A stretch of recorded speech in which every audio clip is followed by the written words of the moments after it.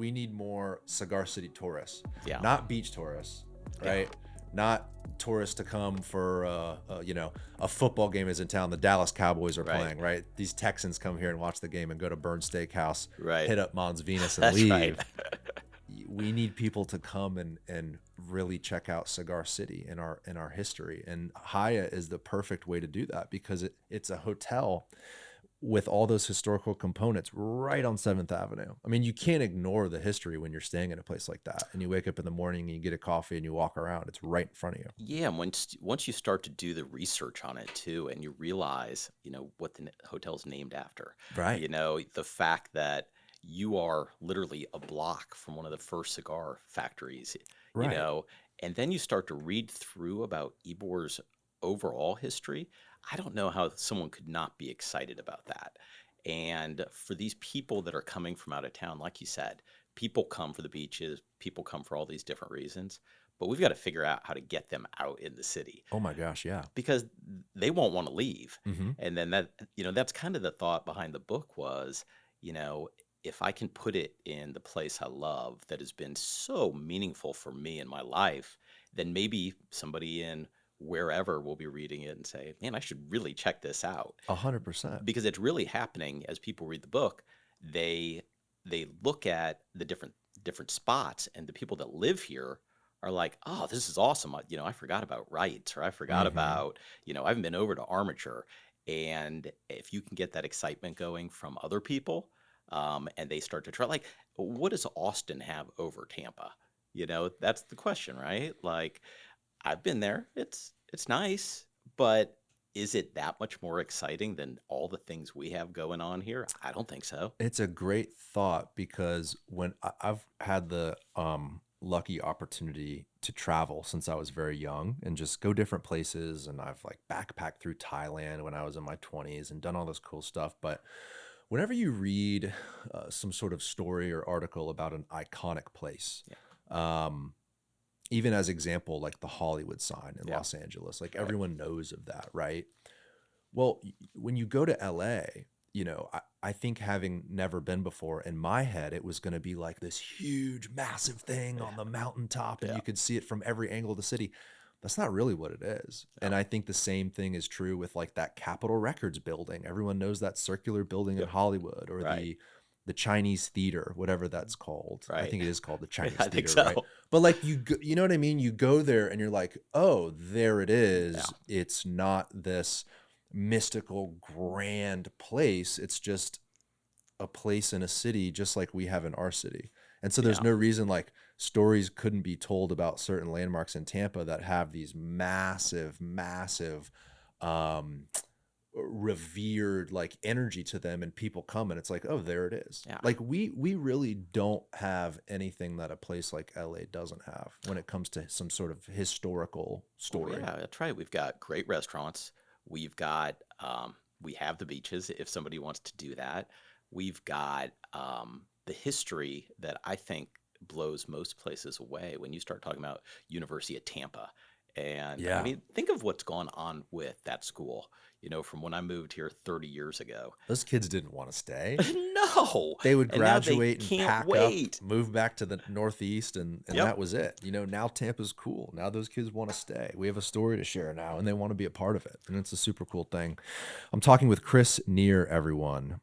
He is an author, a banker for 30 years. 30 years. Soon to be retired or just retired? It depends when this comes out. Let's say 2 weeks from now. I will be retired. Wow. So you are like right on the edge of this career. And Monday is my last day. Monday is your last day. Yeah. Well, congrats to you. That's awesome. Yeah. And you have probably, we'll talk about it, but always had a passion for writing. Yeah.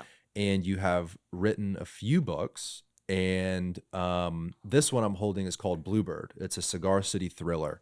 I figured I could read the little summary to it. I thought that would be interesting. Yeah, that's great. But what you're doing is you're creating these really cool, fascinating, and thrilling tales, and using Tampa as a backdrop.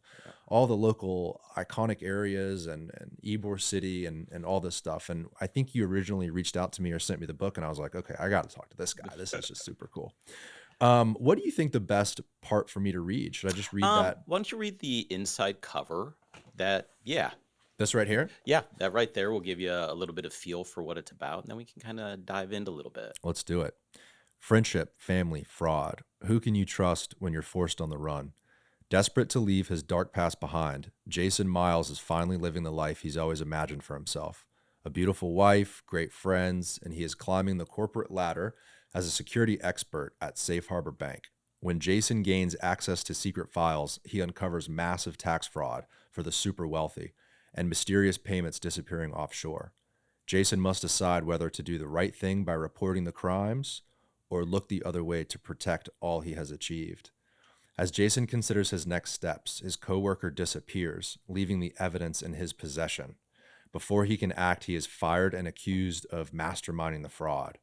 With the pressure now squarely on his shoulders, Jason fears one wrong move could put him and his friends at risk. Forced on the run to prove his innocence, Jason must bring the fight to his adversaries and transform into someone he barely recognizes. What Jason doesn't account for is the betrayal of someone else to him, leaving him alone. The last words are painted off. I don't know what the heck happened there. To basically, what does it say? Win or die? You want me to grab a... Yeah. What is it? Here, hold on one sec. To win or die. To win or die.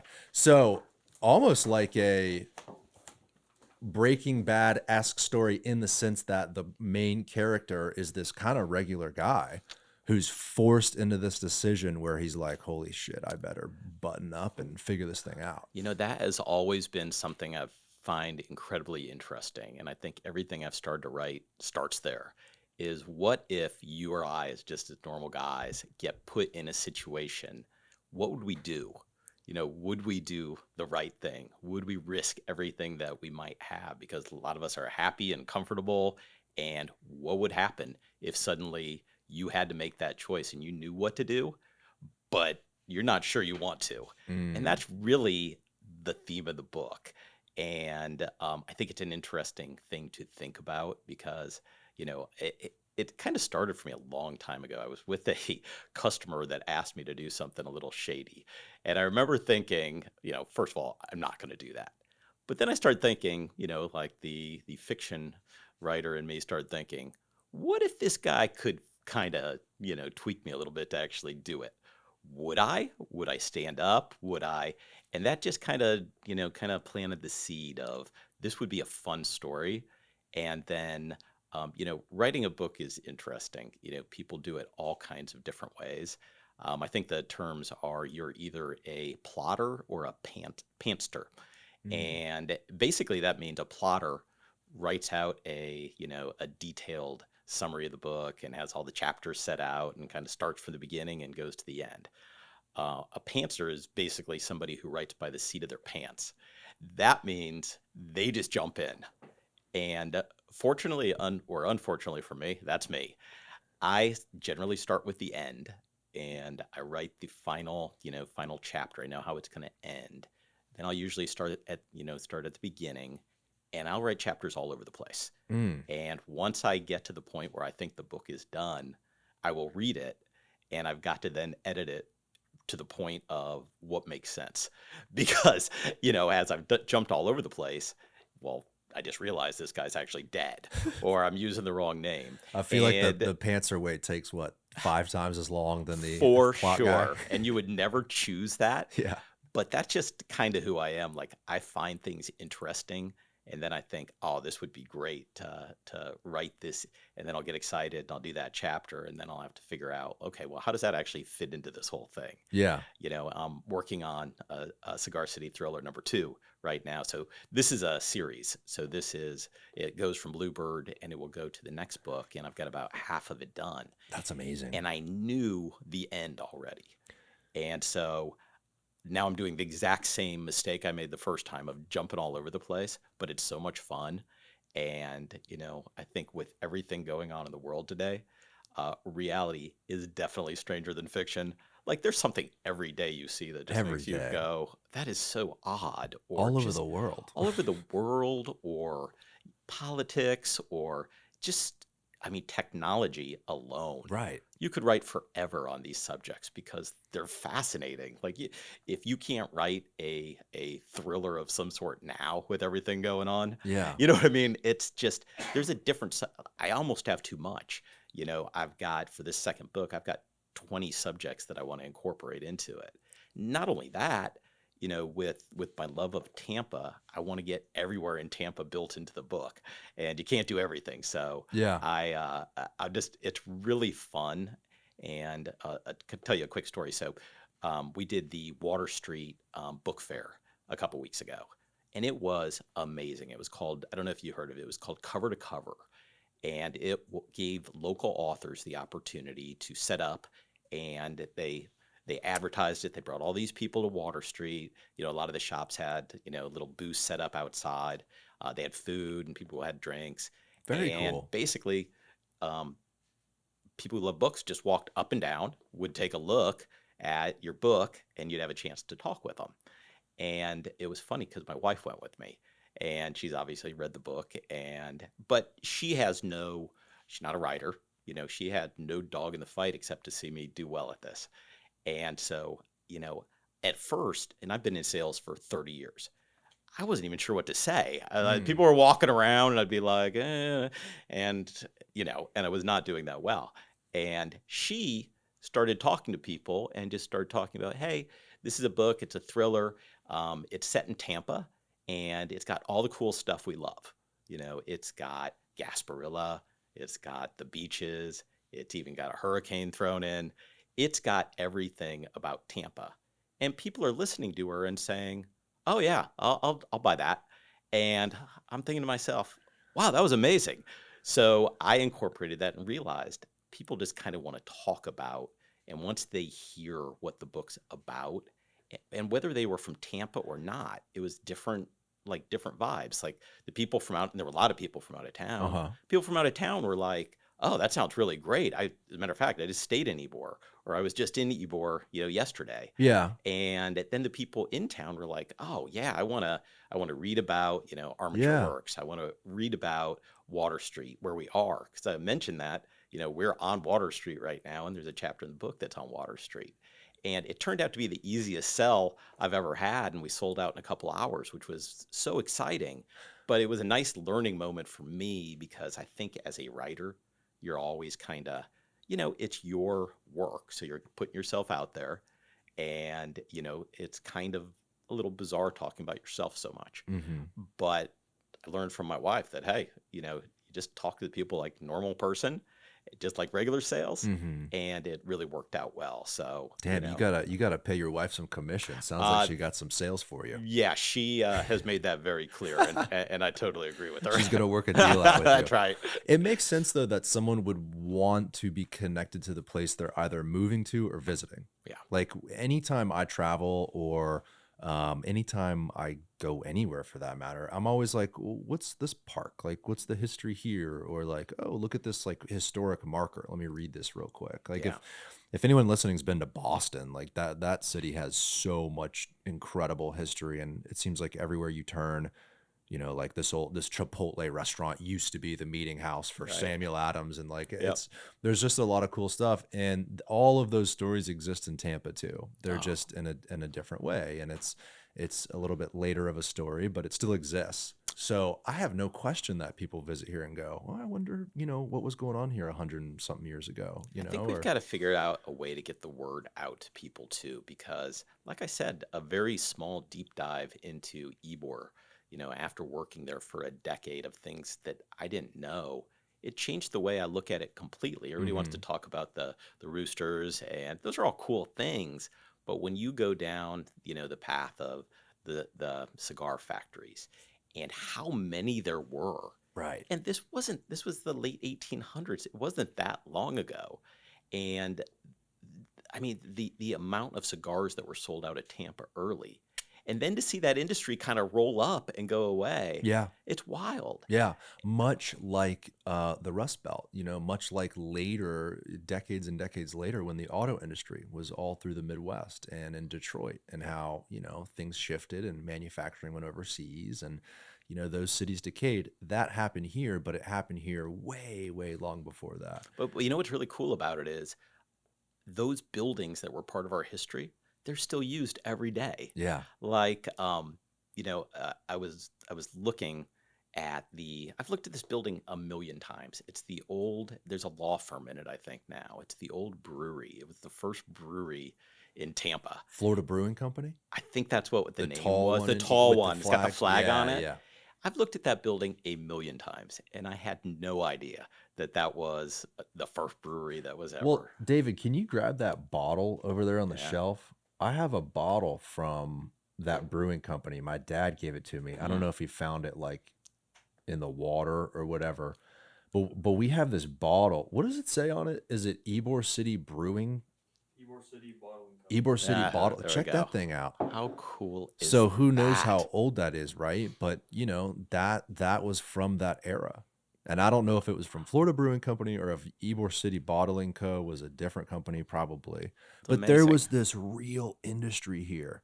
500 million cigars rolled a year.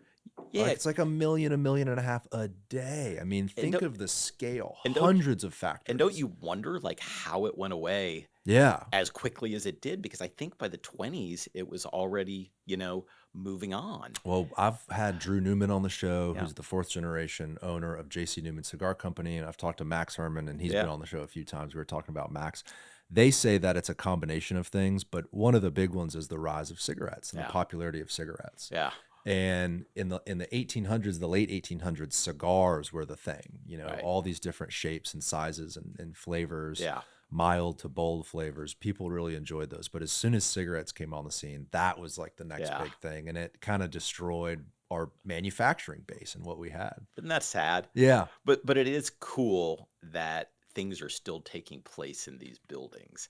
You know what I mean? 100%. Look at what Omar Garcia did Yeah. to that old cigar factory and, that amazing? and turned it into a student housing. So imagine this. Yep. You're a kid from the Northeast, you come down to UT, Cigar City. Yeah. Huh?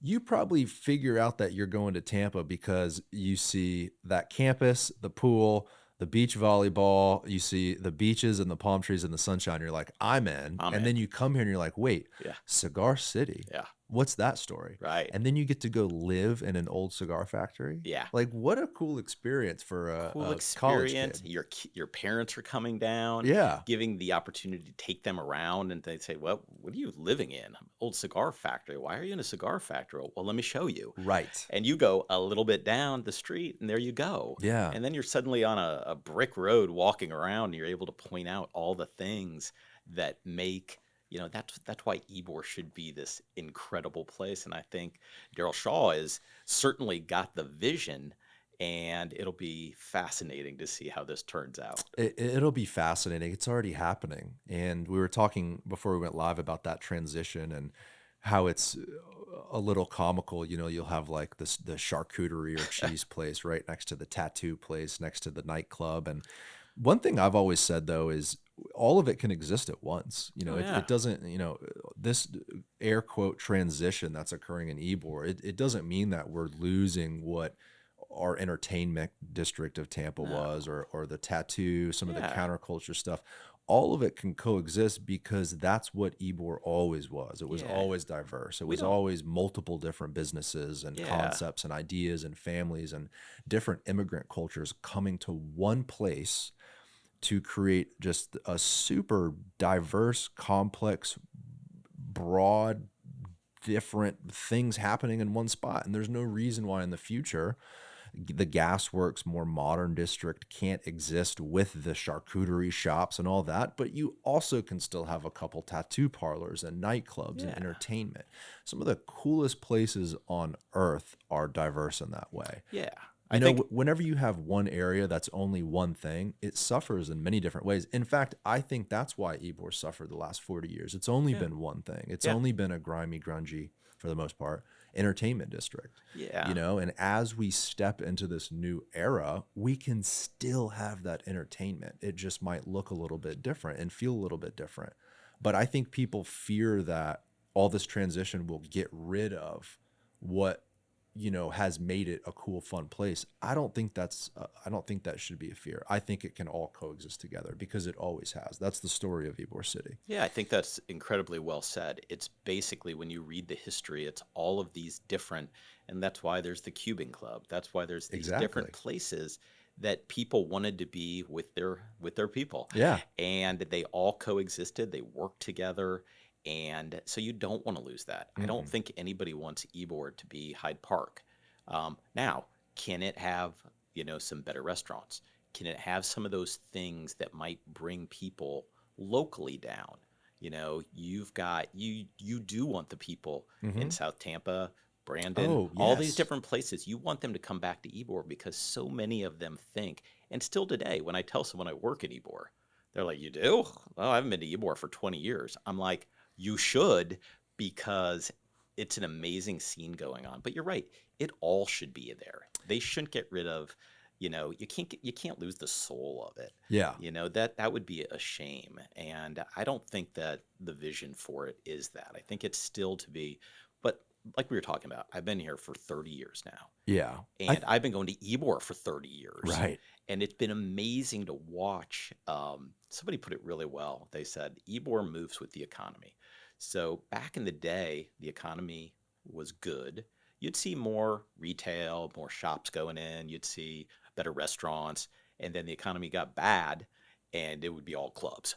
And it was such a wild place that really the only one that would want to go down there was when I'm in my 20s, because it was great. It was wild and it was fun. You could stay out till 3.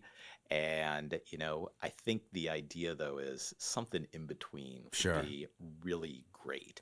It's also not always been one note, right? Yeah. Like even growing up, I remember in the late 90s going to the Tropicana Cafe with my family, and we'd go to the Columbia. And I even remember, this was maybe 8 years, 10 years ago, something like that. When my dad retired, he was a judge, and I guess it was either the judicial circuit or the local bar association had a retirement party for a few different judges in Ybor City at, what was the steakhouse across from that 7-Eleven? Carne? Yeah. Was that what that was Yeah. called? Carne? Yeah. Carne. It was there. Yeah. And, it's a celebration, right? It's a retirement. And to paint the picture of Ybor City as this entertainment, and I know I was generalizing earlier, but like this entertainment exclusive nightclub district. Well, here's the local bar association partying, drinking martinis, going out to Gaspar's Grotto afterwards, enjoying some fun too. I remember even one time, this was a while ago, I was out partying with my friends during Gasparilla. I went to Gaspar's Grotto and everyone's doing karaoke outside, and I saw my dad at the bar there having fun. And I was like, "What the hell are you doing?" He's like, "What's up?" Ybor is the place where everyone's been and went to party and have a good time. When people say it's one type of person that enjoys it, it's a ridiculous thing to say. It's for all neighborhoods. It really is our entertainment, our fun, our many of our family's history. There's so many last names in Tampa and South Tampa, every neighborhood of Tampa, that you go back to Ybor and you find them on a wall somewhere, or some of the most prominent attorneys in town, some of the most doctors in town. They go to Ybor too, man. That's right. It's like it's kind of always been that way. I almost would argue that the further away it gets from that diverse mix of different things to do and into one note, like you said about an entertainment district, the further it is away from really what it is, and I think this transition's a good thing, what's happening now. And I understand why people could get fearful of change and maybe why things could be lost. Yeah. I just don't think that's the case. The spirit of Ybor has always been a mix of different emotions and characters and people, and it'll always remain that way. Yeah, change is constant. Things are going to change. And as they start to look at, and that's been, the great thing about being in banking for so long.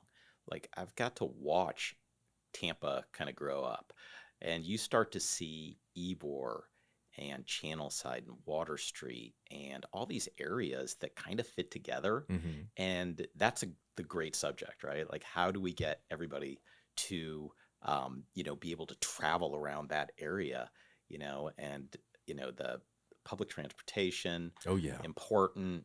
That trolley is great, to do all these things. Plus the hockey team downtown is Right. like such an amazing And maybe a Rays area. stadium.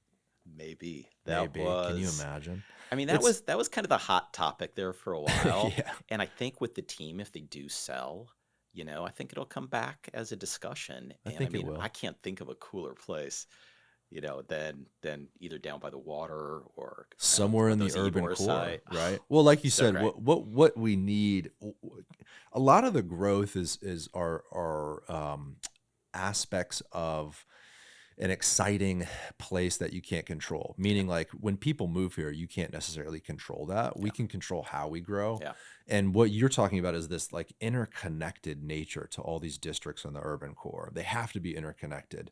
The person who wants to go do a history tour with Max in Ybor City should easily be able to go to Water Street for Yeah. lunch and then Armature for some cocktails in a You quick bet. and efficient way, right? Yeah. Like that's just a good city. That's what Yeah. a good city would do. Yeah. Good city And doesn't have you jumping in your car to go to each one. no. If you can figure that out, how to get around to them, because they're all unique, they're Mhm. all amazing. And they all have their different vibes for Oh, different yeah. reasons. Big time. Yeah. Big time. Like somebody from out of town or even that lives here.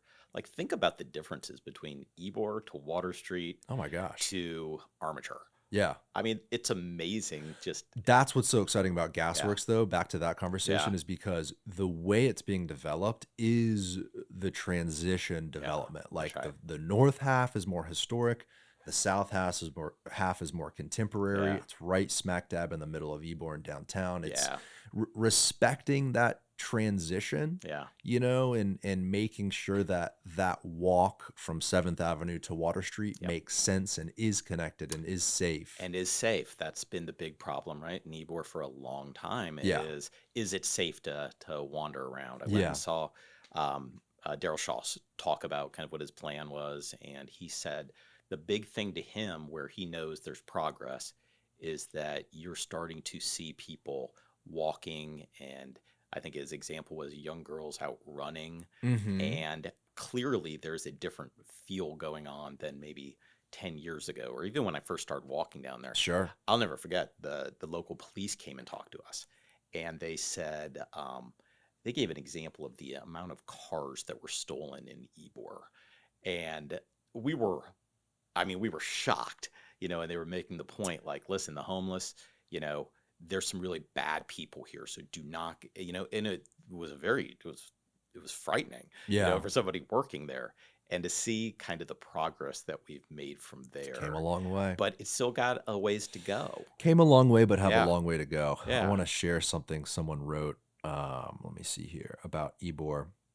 It was a comment on our YouTube page. The person who wrote its handle is Mossy Oak 1205, which is kind of a funny name. I don't know if that's like a hunter or what. But all that new camo's in right now, that's apparently. right. Surprised David's not wearing it today. So it says, we went to Ybor a few months ago and back, and we're surprised how nice it has become. We would always go to downtown St. Pete for fun and food, but Ybor is going to be our new place. Yeah, So you get these people that have lived in the Bay Area, have visited the Bay Area. Maybe they came here on a cruise, whatever that may be. We even have people that fly into the Tampa airport and go yeah, to Disney World. right. That Tampa airport is a massive draw for Yeah, our whole region, really. yeah, So people know about Ybor, but some of the connotation, like you said, maybe it's dangerous, maybe it's yep, this or grimy or whatever it is, yeah, that really is starting to shift. yeah. I That's the think most so. beautiful thing about what's happening Yeah, is people like that come, they have lunch, they walk around, they experience it, they go on a history tour with Max, yeah, and then they go, wait a second, this is not how I remember it. This is really cool. Let's add this to the list. yeah, And then they start coming to Hotel Haya, and the same thing happens, and the same thing happens. And over the course of a decade, you've got real meaningful change. yeah, And the most important, most exciting aspect about that for me is not necessarily that the city's getting cleaned up or there's less crime. Those are all maybe great things. yeah, What I'm most excited about is the stories will be preserved. yeah, the story of Cigar City and Yeah. the immigrants and these historic buildings. Yeah. You know, when you put a nightclub in a building and you're blackout drunk having a good time, Yeah. you're not really paying attention to the That's right. architecture and the history, you Yeah. know, but getting people here in the daytime and experience it. And a comment like that is the reason why I keep reiterating these stories about our immigrant past and Cigar City, is because I want people to come experience it. I want that message to be amplified, and then I want that to be preserved. Yeah.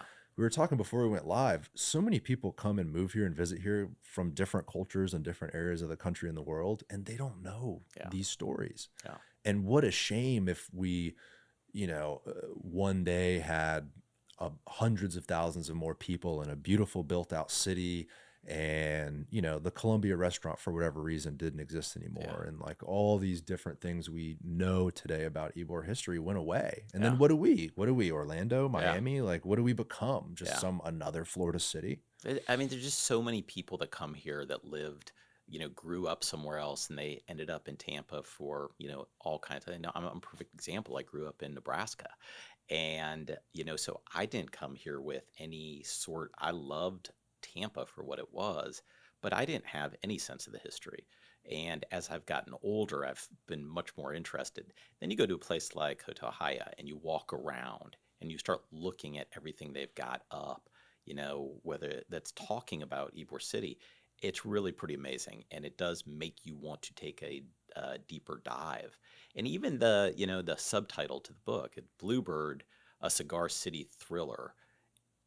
The use of Cigar City, I think, is so important, because people read that and they're like, oh, yeah, Cigar City, that's cool. What is that again? Mm-hmm. And then you start to explain it. And, even the people on Water Street that I was explaining the book to, they said, oh, where's Ybor? And I'm like, Ybor is literally 5 minutes from here. And I would explain what it is. They're like, oh, we need to go check that out. I said, you absolutely need to go check it out. I mean, look at Hotel Aya versus downtown. Like, it's so affordable. It's so nice. And you've got just great things to go do at night. So I think they've got really good traction on, especially weddings, from working catty corner to it and probably be in the cafe every day. How long have you been in that location for? We've been about 6 years. Wow. So So we're you've seen that literally, transition. Yeah. so the Scientology building, which is a big L, right? Right. We're that little corner, and right on 14th and 8th. Yep. So we're in that little building, and it was being built out. So we were further down the block. So Valley Bank had a branch down on 22nd, and we were ready. We were kind of outgrowing the team that I was running. And so we went and looked at this building, and it was being built out by actually a big national, I think it was a baseball hat company. And for whatever happened, they weren't able to finish it, but they had done all the build out, and they had done the build out to kind of match the history. So we went and looked at it, and we're looking at it. I mean, it's brick, it's open, it's amazing, quite honestly. And we're like, yeah, we definitely need this. And it has been just, and like I said earlier, I tell people that, I work in Ybor, and they're like, huh? And then I bring them down, I show them our building, I show them everything that's going on. Yeah, and they get it. And they're like, this is really cool. Yeah. Like, there's no one that walks in our building that does not think, wow, this is a cool place that I would like to work. And then you tell them, this is kind of what Ybor is. It is brick. Think about how many people come down for like pictures, for like high school pictures and all that kind of thing.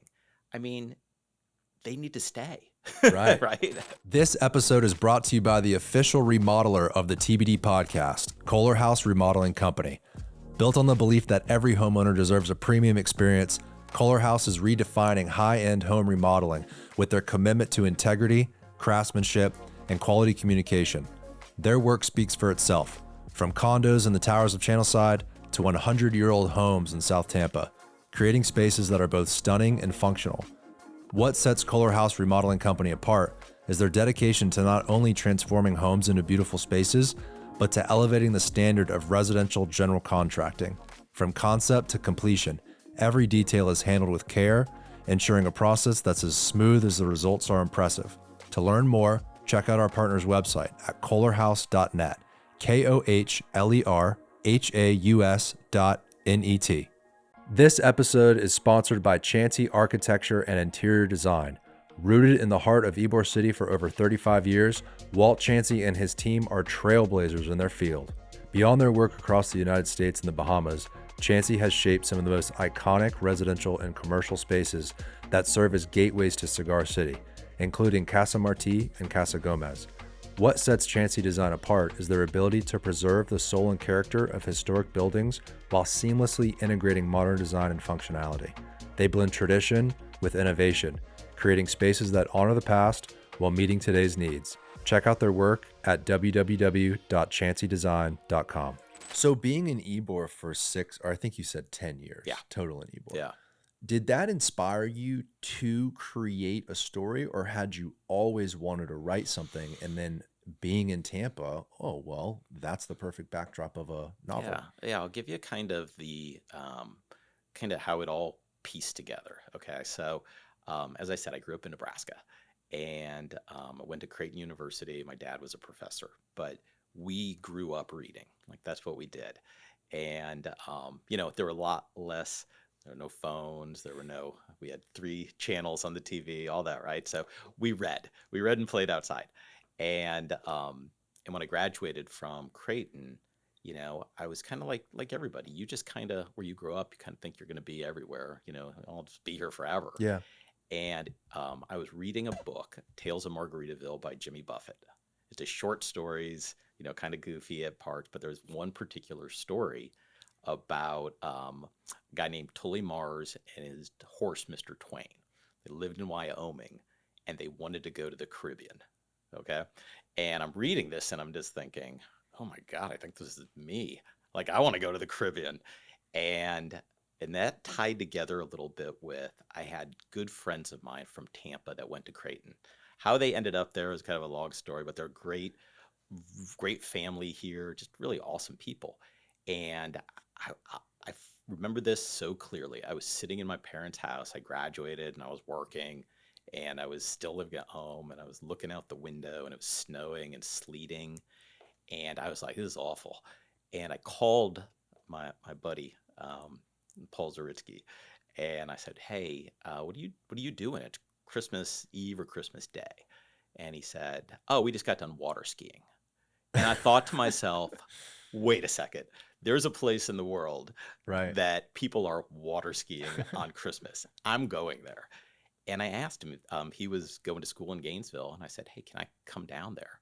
And I kind of sold my parents on I was going to go look at getting a MBA, I think, from Gainesville. And this is when you could actually still get in Gainesville. Oh my gosh. And so I literally packed up my car. I had $1,000. I had a pillow, and I had a spaghetti pot. That's all I had. And I figured I'd be back in, a few weeks. And I drove to Florida. And, you think about it now, we've got GPSs everywhere we go, right? This was the map. I had the map, and I had a highlight, and I had to figure out how to get to Florida. And I remember thinking to myself, am I crazy? What am I doing? And I made it to Gainesville, spent some time there. And then, it kind of was like, oh, Gainesville's nice, but it's kind of like, where's the beach? Kind of like Georgia, yeah, right? I was like, a lot of trees. And then he said, hey, let's go down to Gasparilla this weekend. Oh, now we're talking. And I was like, okay, what's Gasparilla? He goes, you'll see. And what year was this? Oh, gosh, this was 94. 94, okay. 94. So I can't remember if his dad or someone they knew was in the crew, but somehow we ended up at the yacht club where all the pirates were getting ready. You got the full experience.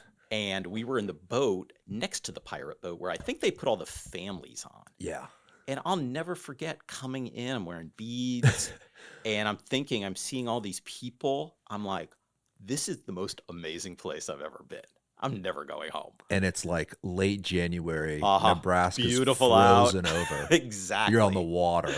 I'm like, this is incredible. Yeah. And that was really what kind of connected to me, Tampa. I just never forget coming in on that boat and thinking, people live here. Right. You hear people all the time say, we live where people vacation. Right. It's so true. Yeah. And so, as life went on, it moved along, and probably 15 years ago, I started writing, and I started working on it. I've always written, but I started writing a particular book, and I thought, all books seem to be in New York or in Chicago, and I was like, so obviously that's how you get a book sold, right? And so I wrote this book set in Chicago, despite the fact I had never been to Chicago. And so I'm like making stuff up and and it wasn't super good. The industry. I don't think people realize how tough of an industry this is to write and sell a book, right? Right. It's competitive. It's you have got to get used to rejection probably on a level that you've never had before. In banking, that's we're basically selling money, right? Like if you can't do that, you know, that is something, that should be easier. You have a little bit of rejection. The customer might go with somebody else or whatever, but it's not like this where you're going to get 1,000 no's. And so, I kind of, when I did the first book, tried to get it published, I just, I wasn't ready for that, quite honestly. And I really probably wasn't ready in my life anyway. Sure. I had a young son, I was married, and I had to build my career. And so that's really what I focused on. But I always thought back to, I need to write this book. And so I took little parts of it and I'd kind of play around with it over the last, few years. And then a friend of ours, we were out at the beach and she said, "How's that book coming?" And, everybody's kind of got this person in their life, right? That's your person that's always building you up. That's her. Her name's Melissa. And Melissa said, "How's that book coming?" I'm like, yeah. And she's like, "You need to finish that." And I thought, you know what? I do need to finish this. And so I went back to the hotel room and I started writing longhand. Wow. And then I just made a commitment. I'm going to finish this. And what I decided to do, which is the best thing ever, I was like, why would I set a book anywhere besides where I live? I'm like, Tampa has got every single thing that would be exciting in the kind of books that I write. I mean, you go from, like I said at the beginning, from Ybor City to, South Tampa to the beaches. You got the weather, you got the bad weather, Mm-hmm. you got sharks, you got Right. everything Yeah. that is pretty exciting. I was like, I could write a fantastic book set here. And that just turned into, I could write a fantastic series. And that has been the thing that not only motivates me, but people, when they read the book, they're like, I love that part. I love connecting to all these different places and thinking about them. And again, kind of what we were talking about, this is a place people vacation. So people pick up the book that lives somewhere else and they're like, yeah, I want to come check this out. So I think it's been an opportunity for me to give back to, the place that has been, that I came to and, never went home. Yeah. And now Right. now it's home for me and my family. And it's really just an incredible place. And now you've retired from banking Yeah. officially, Yeah. what, in less than a week, Yeah. right? And Bluebird is out now. Yeah. And you plan on making this a series. Yeah.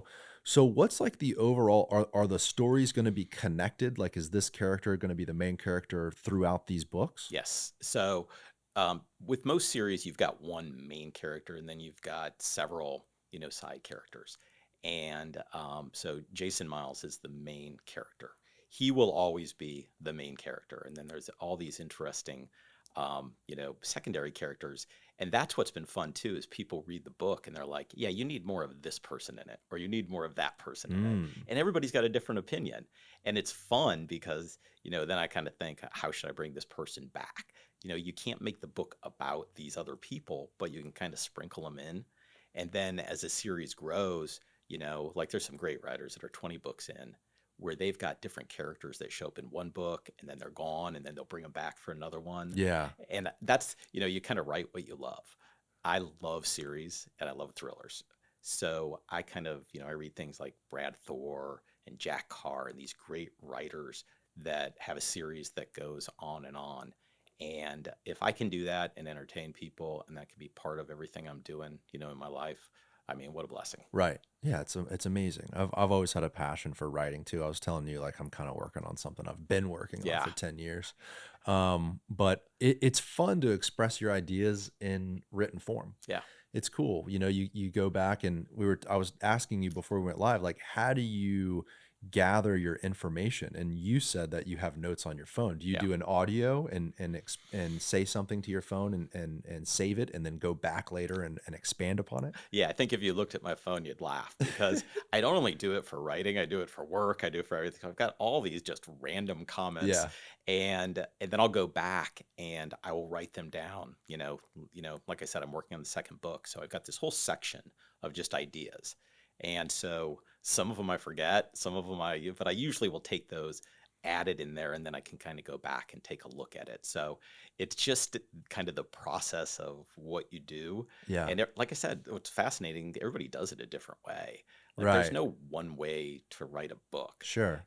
but for me, I love to take all those little things, those little thoughts and ideas that pop out and say, oh, this would be really good. Right. Some of it I can use, some of it I can't, but there's just so much going on in the world today that it's a lot to think about, a lot to talk about. it's a That's lot for to think sure. about. I mean, just think about technology alone, Oh my right? gosh. Everything that's going on with AI, everything that's going on with, theft and, cybercrime and all of these things, it's a real epidemic. It's a real problem. And I've seen that firsthand, in banking. Oh, I bet. Even your guest on that created the movie had been, Shane Brady. yeah, Yeah. Shane. So he was ripped off right from, That's where he got inspired to tell his story yeah, in a movie. right. I should connect you guys because Yeah. I'd love to get all these different creative people that are using Tampa as a backdrop together to continue creating these stories. When you said that, how much time was between when you went to go put this first book out in Chicago until when you put out Bluebird? Like, what was the difference between hearing 1,000 no's then? Maybe you didn't hear 1,000 no's now, right? Yeah. So I think the big difference is technology. So back, when I did this first book, it was might have been pre-internet. Wow. And so what the book world is basically you get something completed, and then you search for an agent, and the agent will get you a publisher. So your opportunity to get it in front of an agent, if you're unknown, right? Nobody knows who you are. So you write, it's called a query letter. And it's basically you get a page to get them interested or not interested. And from what you hear is they have a stack this big that's coming in constantly. It's called a slush pile. So it's going in, and they literally read a sentence, and if they like it, yeah. If they don't like it, Toss it out. right.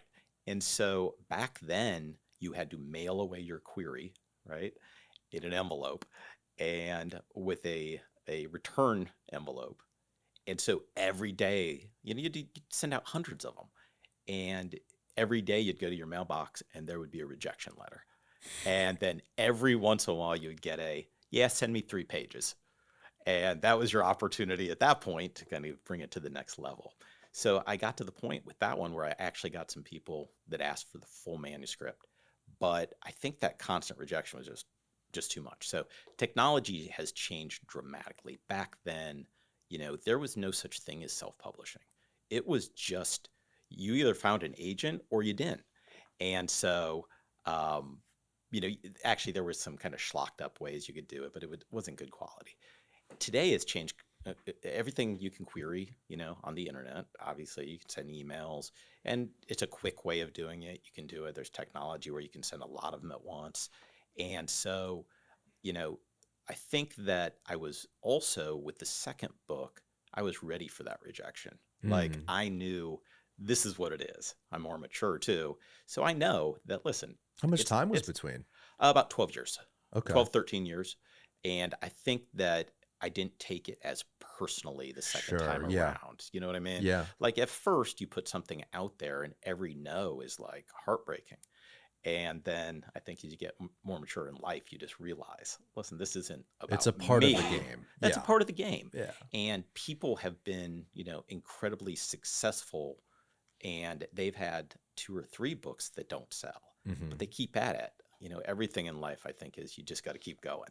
And if it's something, I'm also passionate about it and enjoy it, so I'll keep going regardless because I love doing it. Who's the author? I was just listening yesterday to an audiobook. I've actually listened to it a couple times. Turning Pro. Who is that? Stephen Pressfield. Yeah. You probably know Stephen Pressfield. Mhm. So he talks about how in some ways it doesn't matter what the audience thinks or what the publishers think. It Yeah. matters that you're enjoying what you're doing and you're Yeah. creating an art Yeah.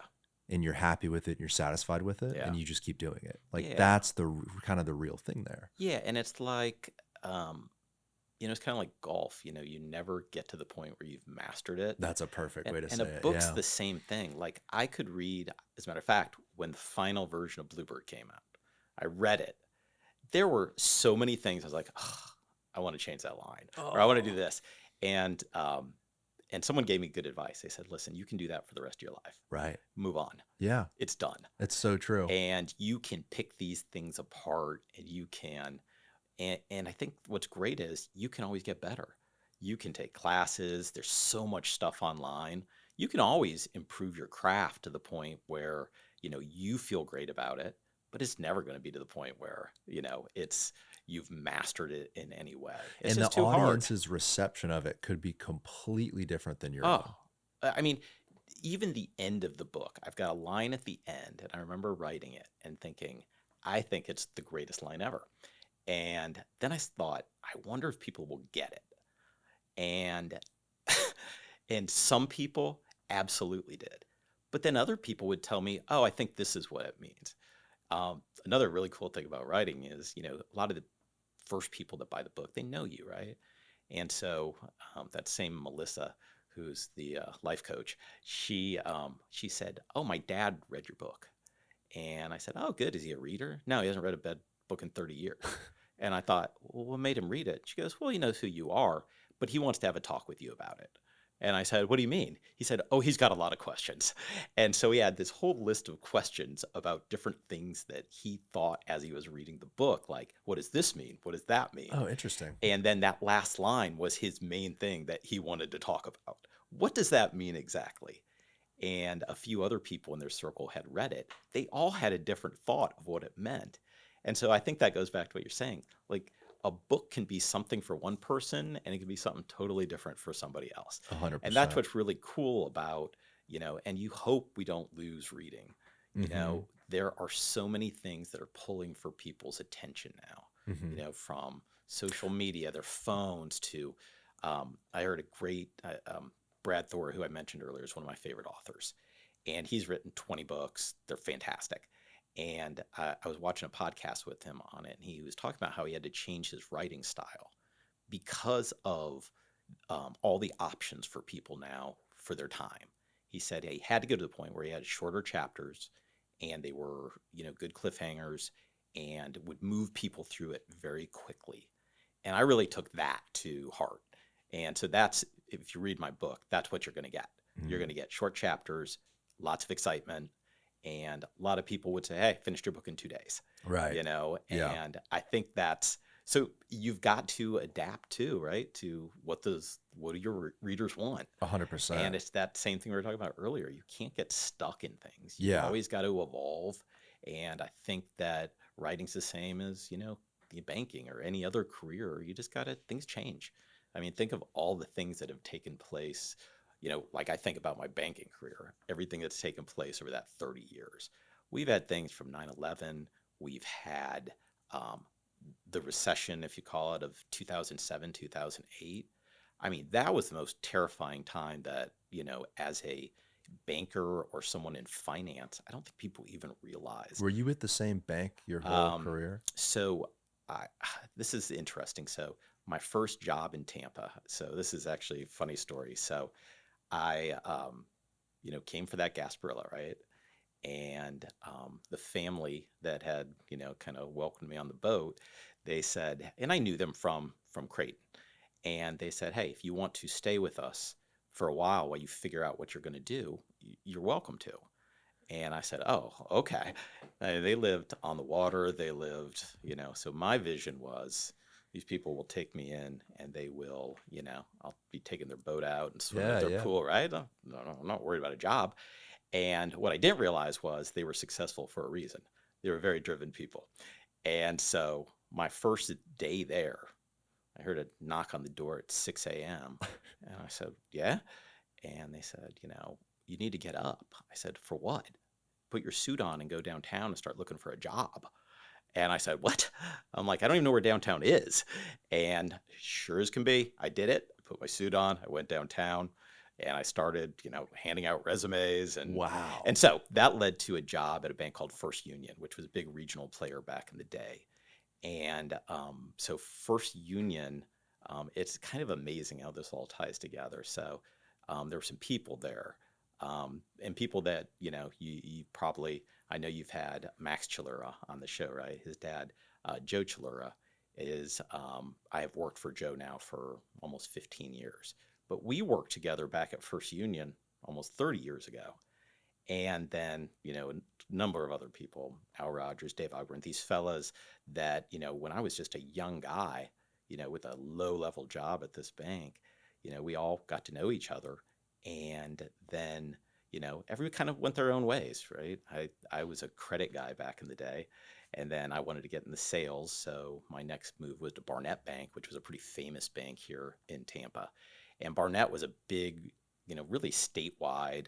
People loved it. They were very passionate about it. And unfortunately, it sold to what became Bank of America and kind of ruined that whole deal. And so I ended up at a bank called Community Bank. It was actually Community Bank of Manatee. And it was a small, really small bank. And it was great. I learned everything about banking from being at this small bank, from doing write-ups, presenting to loan committees, to, I was in sales, I was in management, I was in closing, I was everything. And it was the greatest 12 years. I mean, it was a really good 12 years to like build my career. But that was kind of coming to an end. So kind of back to that 2007, 2008. People forget how bad that period was. And for banking, it was horrific. Banks were literally being closed, every weekend or it was actually on Fridays. You would see the government black Suburbans pull up. They would park at 5 o'clock on Friday. They would come in. They'd let you know your bank's being shut down.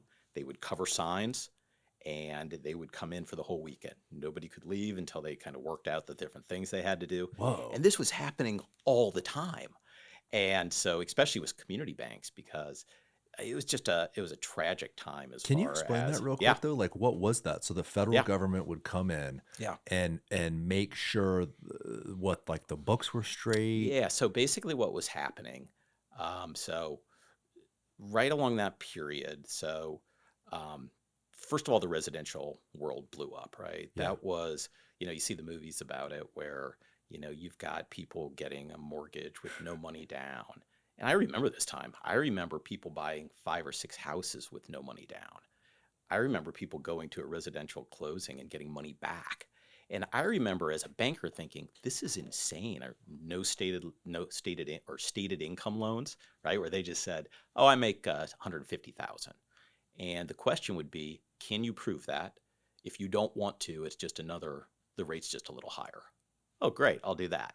So it was the Wild West. Wow. And that's why the residential world, houses got so expensive, money was cheap, and then when it stopped incredibly fast. And so banks were in a tough position where they had to foreclose on homes. This spread to the commercial world. And, it was Florida, what we used to lend on primarily was real estate. And everybody thought, real estate in Florida was never going to go down in value. Well, it did. And it did incredibly. And so what happened was all these banks had too much real estate. And the regulators started looking, and people don't realize how heavily regulated banking is. It's heavily. Like you're dealing with your regulators all the time. And there's different, ratios of, how much real estate you can have in your portfolio. And at that time, they said all banks have got too much real estate. You need to, get rid of those loans. Well, there was nowhere to go. And so, if you were at too high of an area, they saw values dropping. So basically what they did say, okay, you need to go get appraisals on all your commercial real estate. And it was called market to market. They would take him and say, okay, it was worth $1 million, but now it's worth 700. Bank, you need to reserve that difference. Even though there was no payment problems, nothing. Because there was this drop in value, they were making banks reserve this huge amount. So you had the combination of you weren't making loans and you were reserving to the point where you got out of whack, regulators would shut you down. And so it was. So that's what those SUVs were doing there. They were checking on your portfolios, checking your loan balances. They weren't even checking. They had already done that because the regulators were in the banks all the time. They had already determined you're done. So they were there to basically shut you down. They were shutting you down because they already had a buyer set up. And they would show up, cover your signs, bring people in, and the new bank would be basically installed to run that bank. Is that not crazy? That is insane. And Yeah. I don't know that there's any movie that explains that part of it. Because like The No. Big Short is a great one. Great. Everyone knows that story. That's the story of like the stripper buys like 6 Right. homes or whatever. There's a bubble, right? Yep. But the story of new bank ownership being installed Yeah. and facilitated by Yeah. the federal government, Yeah. pulling up in black SUVs on a Friday after closing. Well, check this part out. They would also make these deals with larger banks, and they would say, hey, we need you to step in and take over this bank, and we're going to protect you. So if you take on a portfolio, some of them are not performing, we provide a guarantee on that. Wow. Right? So that's why there was a lot of consolidation during that Holy time, smokes. because So these little regional and small banks these kind small of, banks they just were- got eaten alive. they got eaten alive. And some of them probably should have. Some of them, though, they were absolutely fine banks, and they just got caught in this big mess. And that went on. I was a lender back then, and there was probably 2 years that I didn't make a loan. I mean, it was purely people, handing you the keys, or it was a tough time to be in banking. And even And if you then- foreclose, there's really not a buyer for the house, and then you're trying No. to sell the asset. Right. You had houses that were worth, 300 grand that were suddenly worth 100. So that was all of these short sales and all of that going on. And then It- talking with a few of my dad's colleagues in the court system, they said, "Oh, we're behind 40,000 Oh, yeah. foreclosures to process." it was unbelievable. It was unbelievable. But you stuck with it. But I think that's You didn't change careers. that's I think the key with banking is you go through these periods. Now that was the worst one, but we also went through COVID, and who saw that coming, and talk about an interesting time. So I've always been kind of in the small business SBA lending world. And so the SBA world has got some government guarantee that goes with it. And it's really a great program for, newer businesses or companies that just do not fit the traditional, And so, COVID, another thing I'll just never forget, I was up at Rosemary Beach up in North Florida. Mm. If you know that area, Oh, yeah. it's amazing. And so that's where we go often to kind of recharge. And it's just, it's kind of the things that you want for our beaches. Like you want more walkability. You want, like Rosemary, we took our son up there, a couple weeks ago, and 3 of his friends. And, they're 16. We just let them go. Like Right.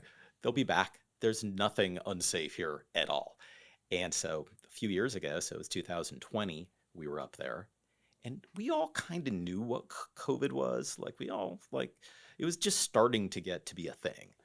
And I got a call so I had, moved from community bank to a bank called US AmeriBank, which was a community bank, but a big, strong community bank. And I was early in there, which was great.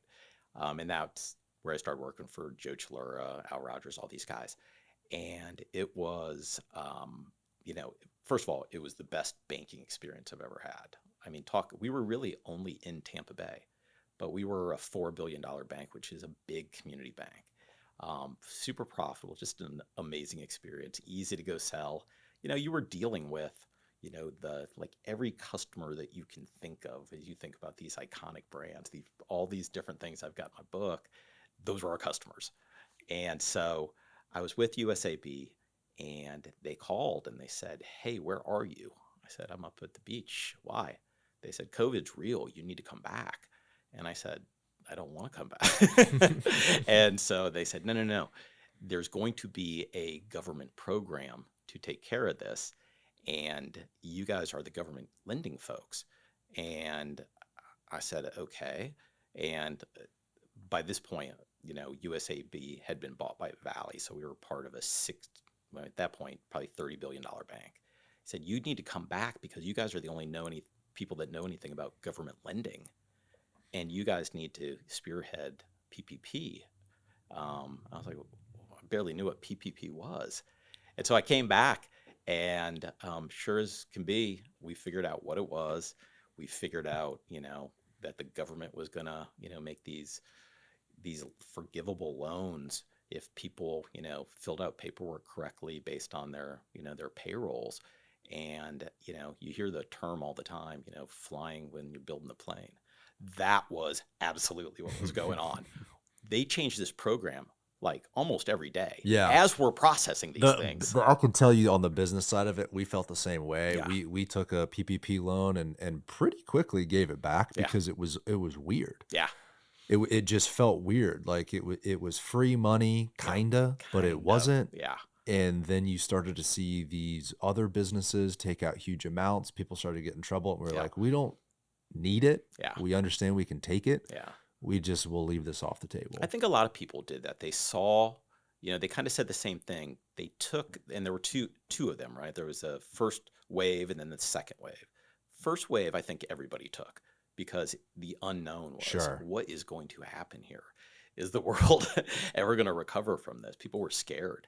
So no matter if you really needed it or not, everybody took one. We did, I think at the end of the day, about 20,000 PPP loans. In multiple states, and I think that was for about $2 or $3 billion of these. So we did a lot of What them. was can you look up the total, David? This really is like the next. I've seen a ton of articles in the last probably 18 months. The federal government's really investigating kind of who took what. Oh yeah. They're digging into the legitimacy of some of those because it was easy money from the business side. You have some employees, you have some balances, Yep. you put it on a paper, and boom, you got money real quick. A lot of money. And people needed it, right? Yeah. And once you start looking a little closer, you realize, keep your record for the next 5 Sure. years. Yeah. That got pressed out further. And so I think by the second wave, people were weren't sure if they were going to take it or not. And some people took a second one if they really needed it, but probably not as much as on the first one. And so in one way, issued nearly $800 billion in PPP loans between yeah. March 2020 and May 2021. So just over a year, almost $1 trillion. Yeah. And so, we're still dealing with PPP. It's not gone. So as a bank, you make these loans and people hopefully had it forgiven. If they don't, they had to pay it back. And the government is still looking at these loans. We get requests all the time saying, hey, we need the information from this borrower. We're doing a review of that PPP loan. And in some cases, these are PPP loans that have already been forgiven. And they find something wrong. They can go back to these customers and say, hey, such a weird special scenario. An economic downturn of 07, 08 is one thing, but a virus, a pandemic that comes from overseas, and no one knows what the hell's going on, and the news information's coming out about the infections and the deaths, and your business is going to be shut down. And of course people took the money. Of course they did. Yeah. It's and then, why was inflation so rampant? I don't know. Maybe because they printed $1 trillion. Well, this is just a piece of it too. There's the checks that they wrote to everyone. There's the PPP, and I think there's some other larger stuff. There were all kinds of stuff going on. There was PPP. There was EIDL, which is a economic disaster loan program the SBA had. That's meant for if there's a hurricane, there's a tornado. The SBA would send and make direct loans to people that needed it. Well, they brought that out for COVID, and they grew this program, and the amount they lent was insane. People were getting emails saying, would you like more EIDL money? I mean, it's low cost, so it's a loan, but it's low interest rate, but it's out for 30 years. So there's a combination of PPP, EIDL, remember restaurant revitalization, all these programs going on that I think they were meant to help people. Sure. But they just went on too long. And so all this money got into the world. I mean, there seemed like there were $2,000, checks being sent to people constantly, individuals. And, and I think all this money was in the world and people were used to spending it. And then, when COVID went away, that's what we were left with, this debt that's I mean, it's massive. It's such a double-edged sword. The beauty, if I can use that word, of our Federal Reserve and the way our federal government is set up is really to protect in a Yeah. strong way Yeah. against economic downturn, Mhm. whether it's from a war, pandemic, Yeah. a financial crisis, whatever it is, Right. and the ability to create money and add to the money Yeah. supply and help individuals, small businesses, Yeah. states needed help. Yeah. That's a great thing. The other side of that sword, though, is now where are we at? That's right. 4.5 trillion spent. Yeah. The SBA alone is about $1 trillion. Yeah. The Department of the Treasury is over $1.5 trillion, and then, well, price of gas and real estate and Right. everything goes up. So Yeah. the other side is, well, what if you didn't do all that? Well, you might have had a dead economy, a Yeah, complete depression. I think you had to do it. I think you had to do it too. And I think you had to do it in 07 and 08 and bail out the banks and bail out the car companies. What are you going to do? Let them fail? I mean, Garrett, the financial system in 7 and 8, it almost failed. I mean, talk about scary. Yeah. And I think had the government not got involved with COVID, I think that we would have had the same problems. So I think they did a great job. It just went on too long. And listen, with any government program, people are going to take advantage. Sure. And there are going to be some of those people that got it that shouldn't have. There was plenty of fraud going on, but it was fast, easy money that they had to get out. There's going to be that. And the question is, what do you do with it now? I think that, as I said, one of my specialties was SBA lending. And, you have new administrations come in and they look at things completely different. So we had the SBA got really pumped up during COVID because they had to deal with all these PPP loans and different things. And then latest administration came in and just announced, they were laying off 40% of the staff. Saw that. So you kind of wonder, like, what's going to happen with that PPP and those loans that are being reviewed? Will that stop? Or the real test that's interesting to me, I think anyone at some level can appreciate not wasting, right? Yeah. And being conservative, so to speak, not in ideology, but in finances, right? Yeah. When you're dealing with all this large economy. What's interesting though is, what if there was another situation like a recession or a COVID? Yeah. Are they not going to bail people out? Are they not going to send, business? Are they not going to allow business owners to get loans when they need to pay their employees? Are they going to let the economy fail? No.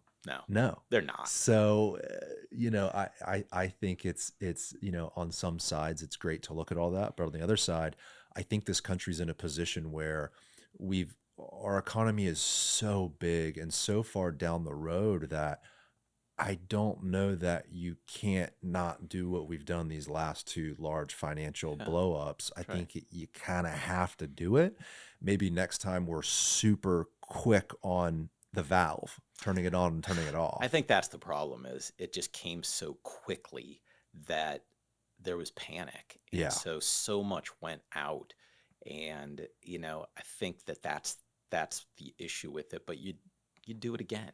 You absolutely would. We take care. That's what our country's about, right? We take care of our people. And there would have been just horrible losses. And so this story, Bluebird, this has some financial. For sure. Yeah. It's got a combination of fraud and, so I think it appeals to people that like thrillers, right? Just like reading, and kind of, it appeals to people that like Tampa. Then for people that like kind of the financial world, and it's not heavy to the point if you're reading it, you get lost in it. Because I've read those books too, where it's like, okay, that's a lot. That's just kind of the basis of the book, right? This thing has gone on, and is he going to do the right thing? So it gets into it. But for people that do like finance, bankers and compliance people, anybody that likes that world, they get a little extra in it.